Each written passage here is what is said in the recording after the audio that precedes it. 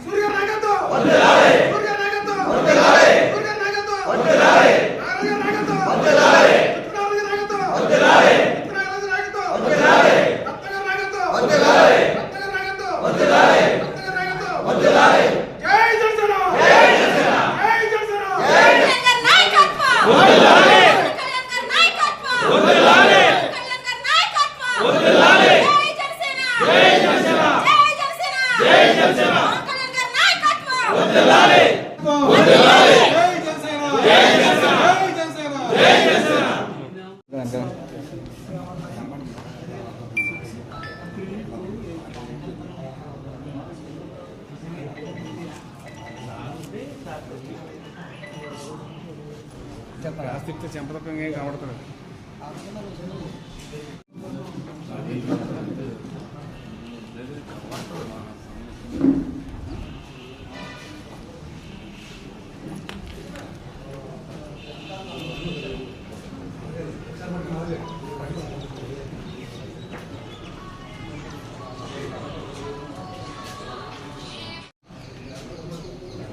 Okay అలా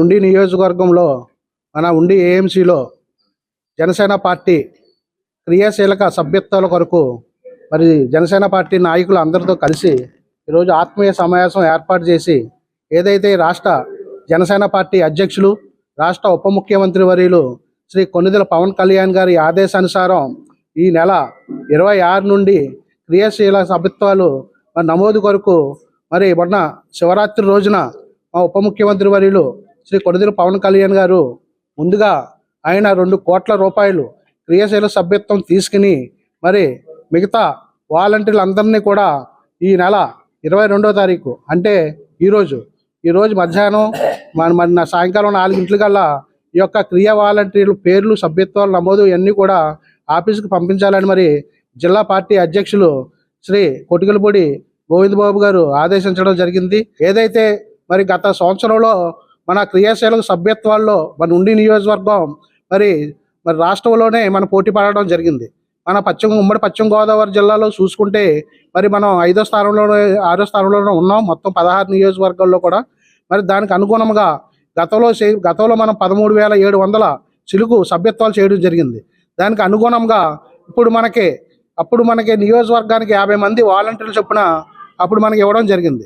ఇప్పుడు మనకి మరి నాదండ్ల మనోహర్ గారు మన రాష్ట్ర పౌర సరఫరాల శాఖ మార్చులు మరి వీడియో కాన్ఫరెన్స్లో టెలికాన్ఫరెన్స్లో చెప్పడం ఏంటంటే ఇదివరకే 50 మంది ఉన్నారు, ఇప్పుడు 70 నుంచి 100 మంది వరకు వాలంటీర్ని నియమించుకునే సదుపాయం మనకు కల్పించారు. మరి ఏదైతే మన టార్గెట్ ఒకటే, ఇప్పుడు ఈ సంవత్సరం మన ఉండి నియోజకవర్గానికి 25,000 నుంచి 30,000 సభ్యత్వాలు చేసే విధంగా మన జనసేన పార్టీ నాయకులందరూ కూడా మరి ప్రత్యేకమైన శ్రద్ధ తీసుకుని ఆయా గ్రామ అధ్యక్షులు అలాగే క్రియాశీలక సభ్యులు అందరూ కూడా దీని మీద ప్రధాన భూమికి పోషించవలసిన అవసరం ఉంది. ఏంటంటే మన పవన్ కళ్యాణ్ గారు ఇవాళ మీరు చూస్తున్నారు రాష్ట్రంలో ఇవాళ కూటమి ప్రభుత్వంలో ఇవాళ కేంద్ర ప్రభుత్వంతో కానీ ఏదైనా సత్సంబంధాలు కలిగి వేల కోట్ల రూపాయలు తీసుకొచ్చి ఇవాళ గ్రామాల అభివృద్ధి ప్రధానంగా పెట్టుకుని అన్ని గ్రామాల్లో కూడా మౌలిక వసతులు ఏర్పాటు చేసి ఇవాళ జనసేన పార్టీకి ప్రత్యేకమైన గుర్తింపు తీసుకొచ్చిన నాయకులు మన పవన్ కళ్యాణ్ గారు. ఇవాళ పవన్ కళ్యాణ్ గారు చేసే అభివృద్ధిని ప్రతి ఒక్కరు కళ్ళారా చూస్తున్నారు. ఇవాళ జనసేన పార్టీలు ప్రతి ఒక్కరు కూడా సభ్యత్వం తీసుకోవాలని తహతహలాడుతున్నారు. ఎందుకంటే ఇవాళ సభ్యత్వంతో పాటు దీనికి 5 లక్షల రూపాయలు ఇన్సూరెన్స్ సదుపాయం కూడా మన నాయకులు కళ్యాణ్ గారు కల్పించడం జరిగింది. ఏదైతే ప్రమాదవశాత్తున ఏదైనా ఇబ్బంది అయ్యి ఏదైనా యాక్సిడెంట్లో కనుక మరణించినట్లయితే వాళ్ళ కుటుంబానికి భరోసాగా ఉండాలని 5 లక్షల రూపాయలు ఇన్సూరెన్స్ సదుపాయం కల్పించడం జరిగింది. ఏదైతే అధినాయకులు పిలుపు మేరకు ఉద్యమ స్ఫూర్తితో పార్టీ సభ్యత్వ కార్యక్రమాన్ని నమోదు చేయించవలసిందిగా పిలుపునిచ్చారు. మరి గతంలో 500 రూపాయలు ఉన్న సభ్యత్వాన్ని 400 రూపాయలకు తగ్గిస్తూ ఏదైతే ఆర్థిక అభివృద్ధి ఆర్థిక చేదోడు మన కార్యకర్తగా ఎవరైనా ప్రమాదవశాత్తు ఏదన్నా జరిగితే వారి కుటుంబాన్ని వాళ్ళ పిల్లల్ని ఆదుకునే ఉద్దేశంతో మరి 5 లక్షల రూపాయలు ఇన్సూరెన్స్ కవరేజ్ ఉంది.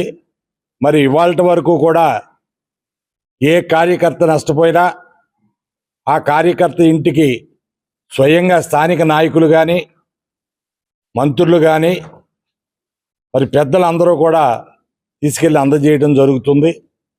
మరి అటువంటి విషయాన్ని మీరు ప్రజల్లోకి తీసుకెళ్ళి సభ్యత్వాన్ని చేర్పించవలసిన బాధ్యత ఉంది. ఎందుకంటే పార్టీలో ఏ గ్రామంలో కూడా గ్రామ కమిటీ లేకుండా ఉండకూడదు. ఏదైతే మనకు టార్గెట్ ఇచ్చారో ఆ టార్గెట్ని ఏదో మనం వాటర్ లిస్ట్ ఇచ్చుకుని రాసుకోవటం కాకుండా ప్రతి కుటుంబం దగ్గరికి వెళ్ళి మన పార్టీ యొక్క సిద్ధాంతాలు వాళ్ళ యొక్క ఆర్థిక పరిస్థితికి రేపొద్దున వాళ్ళు 400 అంటే ఆర్థికంగా భారమైన విషయం కాదు. కావాలంటే 100 మందికి సభ్యత్వాలకి ఎవరో ఒకళ్ళు ఇచ్చే పరిస్థితి ఉన్నప్పటికీ అది సరైన పద్ధతి కాదు. ఆ స్ఫూర్తి ఆ జన సైనికుల్లో కలగాలంటే తన స్వహస్తాలతో ఆ 400 రూపాయలు ఇచ్చి సభ్యత్వం ఎప్పుడైతే తీసుకుంటాడో పార్టీలో విరోచితంగా పోరాడటానికి కానీ ఎక్కడ అన్యాయం జరిగినా తను నిలబడటానికి కానీ జరుగుద్ది. సహజంగా రాజకీయ పరిణామాల్లో మనం ఆశించిన విధంగా ఎన్ని సంవత్సరాలు 15 మన అధినాయకుడు 15 సంవత్సరాల కూటమి సమైక్యంగా ఉండాలని కోరుకుంటున్నారు. ఆ భగవంతుడి దయ వల్ల వెంకటేశ్వర స్వామి కృప వల్ల ఖచ్చితంగా కూటమి ప్రభుత్వం ఉండి ఈ రాష్ట్రాన్ని ఆర్థికంగా సామాజికంగా నైతికంగా అభివృద్ధి చేయాలని కోరుకుంటూ మరి రాజకీయ సమీకరణలు ఎప్పుడు ఎలా మారుతాయో ఎప్పుడు రాజకీయాలు ఏమవుతాయో తెలియదు.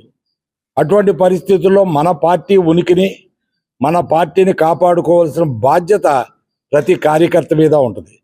ఎప్పుడైతే పార్టీ కార్యకర్త పార్టీ బలంగా ఉంటుందో ఆరోగ్యంగా ఉంటుందో అవతల వ్యక్తులు కూడా మనల్ని కలుపుకోవటానికి కానీ ప్రయాణం చేయడానికి కానీ మన ఏదైతే డిమాండ్ చేస్తామో ఆ డిమాండ్ని అంగీకరించడానికి ఉంటుంది.